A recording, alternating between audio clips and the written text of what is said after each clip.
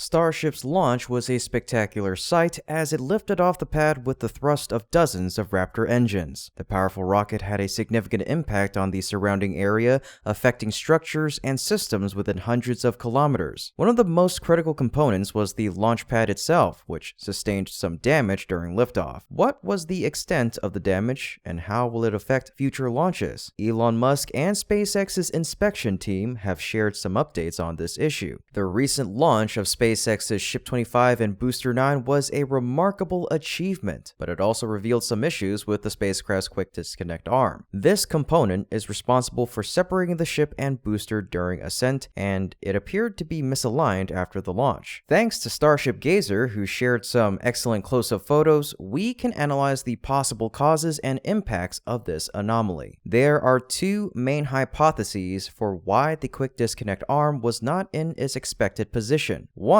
is that the arm detached too late from the ship, disrupting the delicate timing of the separation maneuver. The other is that the arm was subjected to excessive stresses from the 33 Raptor engines of the Super Heavy booster, which generated immense thrust during launch. A closer look at the photos reveals some worrying signs at the hydraulic piston connection point of the quick disconnect arm. This is where the arm attaches to the ship, and it should have two pistons on each side. However, one of them seems to be missing, possibly broken off by the powerful exhaust plume of Booster 9's engines. The loss of this piston could have contributed to the misalignment of the arm. Such anomalies are not trivial in the field of space exploration, where every detail matters. SpaceX will need to investigate and resolve this issue before attempting another flight for Starship. In fact, SpaceX performed a post-launch inspection of the QD to determine the cause and extent of the deviation. The QD is a complex component that connects the Starship to the launch tower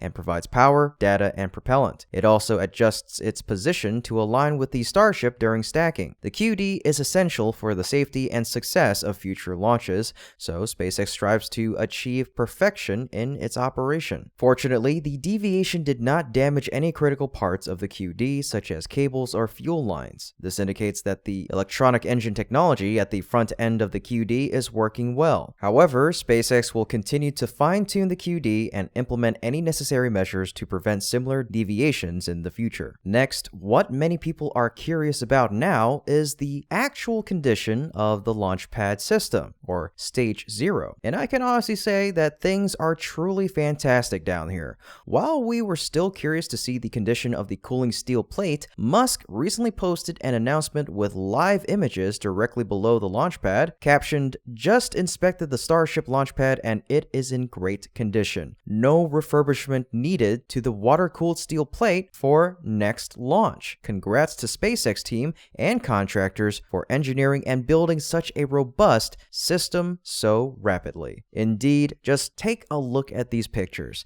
They show a massive and relatively clean launch pad, despite facing the power of 33 Raptor engines tuned to the max, demonstrating significant recovery capabilities. One of the key components under scrutiny was the flame deflector plate, which performed admirably in its first test against the immense power of the engines. The expected charring of the concrete and fond, along with visible wear on painted locations on the OLM and the base of the tower, attested to the forces at play. However, the deflector plate, crucial for redirecting the fiery exhaust away from the launch pad, remained intact. Taking a closer look at the launch pad has revealed its durability. Aside from scattered small debris, there were no conspicuous signs of large concrete chunks or rebar damage. Zooming in on specific components, the extent of damage to the equipment on the pad's surface has been assessed. While one of the drive units supporting the extended arm appears to have shifted, causing a noticeable tilt, the overall structure remains intact. The BQD cover, though fragile, seems to have withstood the launch without any major problems. Although some minor damage was noted, including cracks and potential vent cap displacement, the launch pad largely weathered the formidable forces unleashed during the flight. In this second launch, the steel cooling structure and the deluge system not only performed exceptionally well,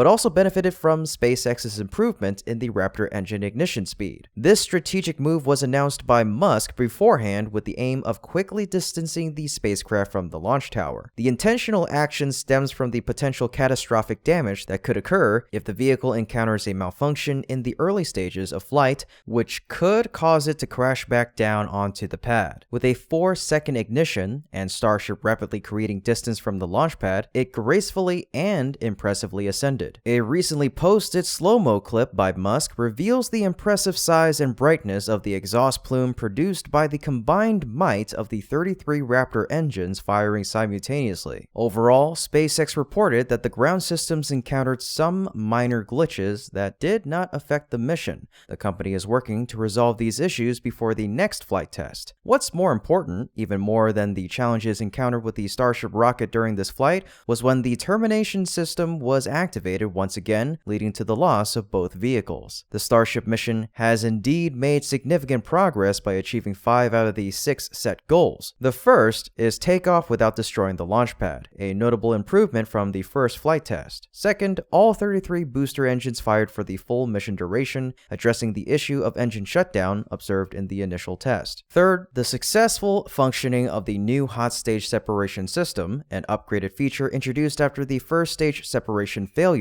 Fourth is the correct startup of the second stage rocket motors following stage separation. Fifth is the successful operation of the flight termination system to destroy the vehicle if commanded, a process that failed to do so in a timely manner during the April Starship test. The final milestone is achieving orbit with Starship, which is to be anticipated and realized in the third orbital flight. Musk has already hinted at a shorter timeline, with the next launch expected in 3 to 4 weeks. The pace of progress is accelerating, providing an exciting timeline. However, official announcements regarding the root causes of issues during the flight and reports from government agencies on environmental checks are pending. Whether political rivalries and skeptics within the industry perceive any setbacks and use regulatory bodies like the FAA and FWS as grounds for suspension, the uncertainty lies in the potential scrutiny that may arise. However, if the launch pad and its surroundings emerge relatively unscathed, and if there are no grievances voiced, SpaceX gains the liberty to swiftly implement necessary fixes and improvements. With a fleet of candidate vehicles primed and awaiting upgrades, the company stands poised to resume flights promptly once all enhancements and modifications are in place. Having said that, it would have been nice if Starship had survived into its suborbital trajectory and tested out the heat shield tiles. But no one should complain at the amazing progress of this,